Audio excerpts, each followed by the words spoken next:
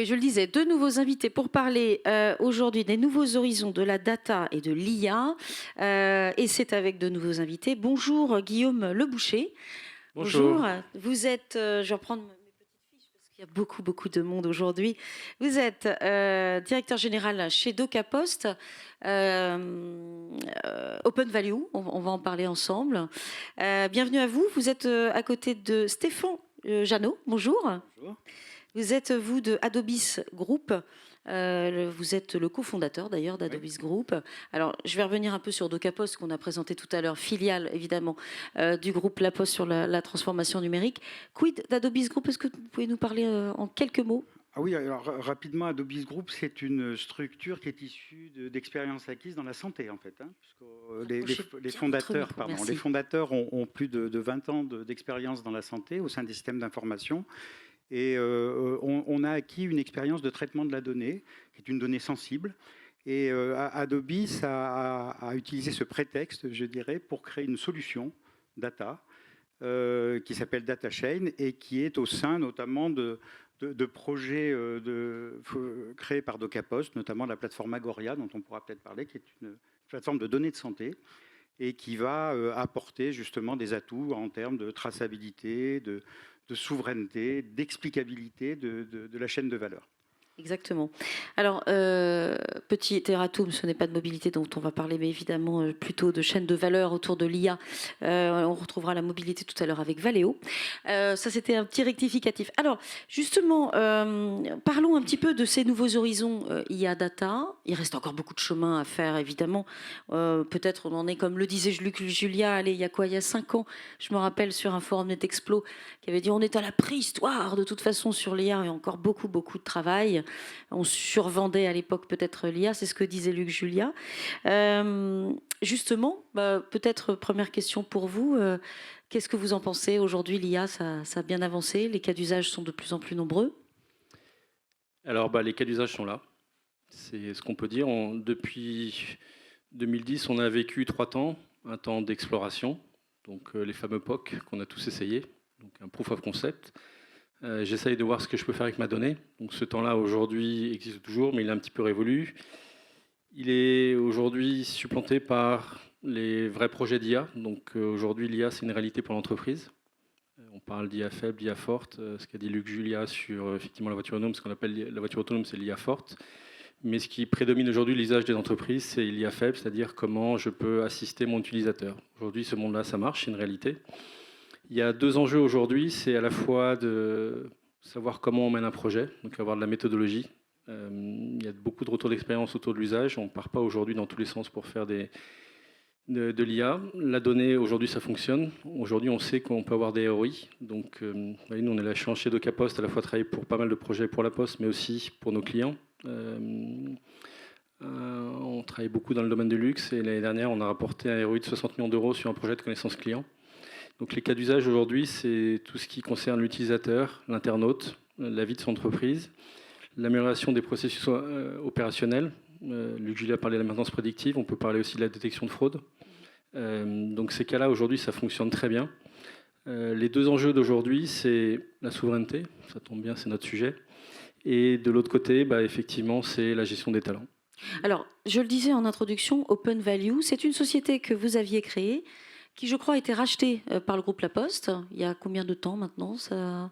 Ça fait quasiment un an. On a le bonheur de faire partie du groupe La Poste et donc de travailler avec DocaPost. Et à travers Open Value et Softeam Data, qui est une ESN de DocaPost et ProBayes, on a constitué un pôle de 400 personnes donc qui s'appelle le pôle DocaPost, pôle Data IA. Et notre vocation, c'est d'accompagner les grandes entreprises pour aller plus vite, justement, sur ces nouveaux sujets stratégiques et comment industrialiser autour de l'IA. La vraie question, c'est plus de savoir si faire de l'IA ou de la data. La vraie question, c'est comment aller plus vite, comment créer un monde de ressources pour répondre à tous les besoins. Et je dirais ce qu'on réussit pas mal aujourd'hui. On a pas mal de grandes entreprises qui travaillent avec nous et on souhaite se développer et permettre justement cette adoption de l'IA. Alors j'aimerais bien qu'on rentre un petit peu dans un vrai cas client, si vous le permettez, qui est donc évidemment un cas d'usage. Est-ce qu'on peut en prendre un ensemble et le détailler et pour justement illustrer ce qu'est cette chaîne vertueuse de l'IA appliquée au monde du business? Très simplement, on peut prendre le cas de cette journée. peut-être, je ne sais pas comment vous l'avez préparé avec Thierry et toute l'équipe, c'est de savoir que quand vous créez un événement comme cette journée sur l'Observatoire, c'est peut-être la préparation, c'est de savoir regarder les données que vous avez, donc voir ce qu'on peut collecter, notamment par rapport aux derniers observatoires, aux dernières journées, donc analyser tous les types de données qui existent et voir avec des algorithmes, donc là on va rentrer dans les phases mathématiques, ce qu'on appelle l'exploration algorithmique, de voir s'il y a un lien entre les anciens événements, les anciennes journées, l'actualité d'aujourd'hui. Je disais tout à l'heure qu'il y avait aussi Roland Garros, donc est-ce que le fait qu'il y ait Roland Garros ou pas, faut parler plus tennis aujourd'hui ou faut parler... Alors, parlons tennis, alors vous êtes pour... Alors pronostic, qui va gagner Roland Garros cette année? Alors, vous savez que le Julia parlait tout à l'heure des métaverses. Et dans les métaverses, aujourd'hui, il y a beaucoup d'acteurs de tennis qui se mettent pour parier en ligne, pour savoir justement si on peut définir qu'il y aura un gagnant ou pas. Et ça, ça fait justement, on peut dire, la première caractéristique de l'IA, c'est de prévoir. Alors, je ne peux pas vous dire, je n'ai pas fait pour Roland Garros, mais si je reprends le cas de cette journée, peut-être qu'à la fois les dernières journées, peut-être ce qui se passe aujourd'hui, les annonces, vous avez vu qu'hier Microsoft a annoncé une annonce importante en termes de recrutement sur l'IA et sur la cybersécurité, ça peut modifier votre programme, votre audience, ainsi de suite. Donc l'IA, c'est d'abord vouloir apprendre de ces données et ensuite, effectivement, de faire comprendre un petit peu son écosystème. Vous parliez tout à l'heure du luxe. Est-ce qu'on peut juste revenir dessus sur qu'est-ce que vous faites aujourd'hui dans le secteur et Alors, avec on travaille quels clients? beaucoup, notamment dans les clients effectivement dans le domaine du luxe, tout simplement pour mieux prédire les tendances. Là, ça concernait un marché chinois, pas un marché français. Et l'objectif, c'était quoi? C'était d'analyser effectivement ce qu'on appelle les signaux faibles. Donc les data, ça sert à ça, ça sert à comprendre comment dans mon entreprise, je peux détecter les signaux faibles entre moi et mes clients et détecter des nouvelles tendances. On a parlé tout à l'heure avec Sylvain des tendances, c'est la même chose grâce à l'IA. Comment automatiser, comprendre ces tendances. C'est un exemple que je donne souvent, qu'Amazon prend souvent. Amazon, c'est déjà le nombre de raquettes de tennis ou de balles de tennis qui vendra au Black Friday en novembre 2022, ici dans le 15e arrondissement. Voilà, donc l'IA, ça sert à ça aujourd'hui pour l'entreprise.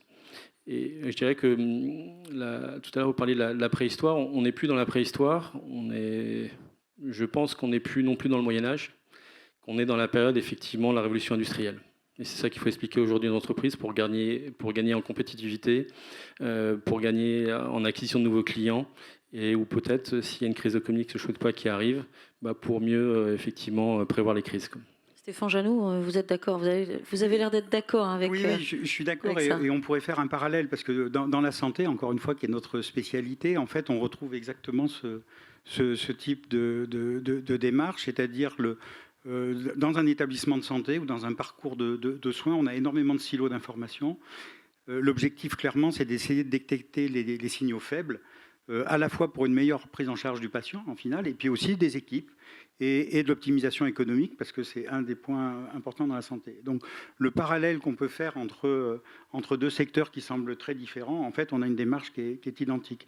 Moi, je rajouterais simplement qu'on a peut-être une difficulté qu'on rencontre actuellement, c'est la partie de culture de la data, qui dans les organisations c'est assez hétérogène et on a encore une grande difficulté à avoir une prise de conscience de ce qu'est la data, de ses conséquences, aussi bien en termes d'éthique d'ailleurs que de consommation. C'est-à-dire, est-ce qu'on peut creuser un tout petit peu pourquoi on n'a pas cette prise de conscience, notamment on n'a éthique? pas cette prise de conscience parce que je pense que les gens, pour le moment, sous-estiment ou ne connaissent pas, ou on ne leur a pas expliqué ce que c'était qu'une chaîne de valeur data, ce qu'on pouvait en faire. Et à travers ça, il y a aussi la notion de qualité de la donnée. Souvent, les silos produisent de l'information sans savoir exactement que derrière, ça va être utilisé. Ou alors, il faut un niveau de qualité important pour que l'IA soit de plus en plus performante et efficiente. Donc l'avenir de l'utilisation au global de l'IA passe notamment par cette pédagogie, qui est d'ailleurs une démarche éthique en soi, d'ailleurs. Hein. Pour reprendre ce qu'a dit Stéphane, c'est effectivement le vrai sujet, c'est l'acculturation. Chez DocaPost, on vient de mener une étude sur ce qui se passe en Israël, où pour nous, on était persuadés qu'Israël était un leader dans l'IA depuis 10 ans. Alors ils le sont vu les résultats et le nombre de startups qu'ils ont. Et c'est un pays que vous le savez qui a le meilleur ratio nombre de startups par rapport à la population. Et dans cette étude, elle dit quoi? Elle dit que déjà en 2018, le gouvernement israélien s'est rendu compte qu'ils n'étaient pas les meilleurs sur l'IA. Et donc ils ont relancé un plan. Et quand on analyse notre étude, on se rend compte que la première chose, c'est d'abord travailler cette acculturation. Et cette acculturation, elle part de très loin. Elle part d'abord dès la maternelle pour repérer les premiers talents qui seront bons un jour en mathématiques. À chaque étape scolaire, voir comment on peut former des personnes qui vont faire du machine learning, des personnes qui vont faire de la cybersécurité. Et donc, c'est tout un écosystème qu'il faut créer. Et c'est vrai que nous, on nous demande souvent d'expliquer, de comparer un peu les grands écosystèmes français, européens ou mondiaux. Quand on prend le monde chinois, le monde américain, et maintenant le monde israélien qu'on a regardé. Là où on a des efforts à faire, et les entreprises françaises ont des efforts à faire, c'est cette acculturation. L'acculturation, elle se définit à deux niveaux. À la fois l'audace de vouloir essayer, tester, le fameux test and learn, j'apprends et je découvre une autre chose, et en même temps vouloir échouer. Nous, ce qui nous a beaucoup frappé dans cette étude, encore une fois avec l'écosystème israélien, c'est cette capacité à échouer, quoi. La fameuse culture du fail, comme Exactement. on dit en anglais.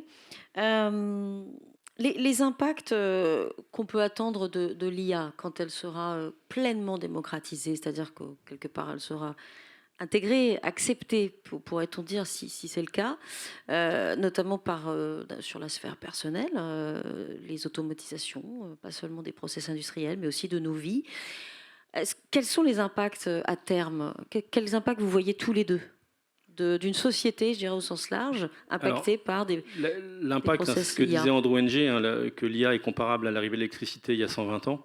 Donc effectivement, ça sera des impacts anthropologiques. Il y a beaucoup de choses qui se passent aujourd'hui dans l'éducation. Finalement, est-ce que les algorithmes peuvent aider à apprendre? Donc d'une certaine manière, oui, les algorithmes aident à apprendre un enfant, ce qu'on va appeler l'apprentissage adaptatif. Après, il y a aussi des impacts un petit peu négatifs. C'est qu'est-ce que c'est que finalement apprendre dans un environnement où il n'y a eu que des algorithmes depuis 20 ans? C'est le problème des jeunes aujourd'hui. Il y a beaucoup d'études aujourd'hui qui se passent sur le cerveau pour savoir finalement qu'est-ce que les enfants ont vraiment appris par eux-mêmes ou par ce que les algorithmes leur disent d'apprendre. Donc ça, c'est à la fois un impact positif, un impact négatif. Après, l'impact sur les entreprises, effectivement, c'est la question des savoirs. Là, je fais référence à Michel Serres qui disait qu'un savoir, c'était un énoncé stable. Et que ce que nous apprend que l'IA, que l'énoncé, il est plus stable. J'ai beaucoup écouté tout à l'heure avec attention ce que disaient les deux personnes de chez Renault.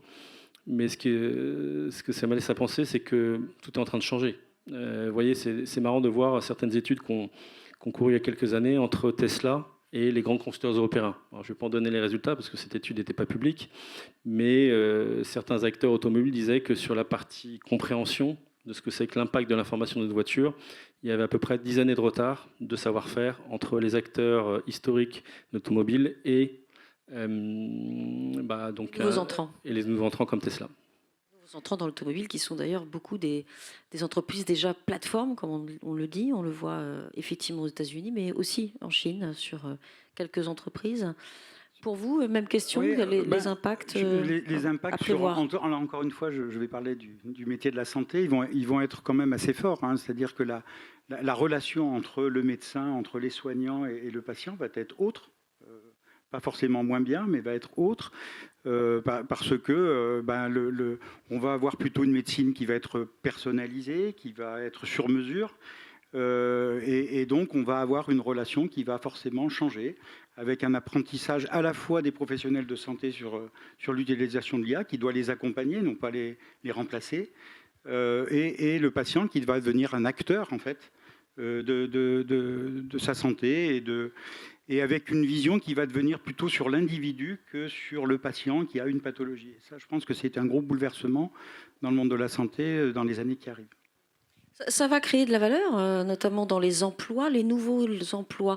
On va pouvoir peut-être transformer, on en parle beaucoup pour d'autres raisons ici, du rôle des médecins, des soignants, qui font des métiers extrêmement pénibles, mal rémunérés, on le sait. Demain, on peut espérer que l'IA puisse, transformer, transfigurer ces métiers.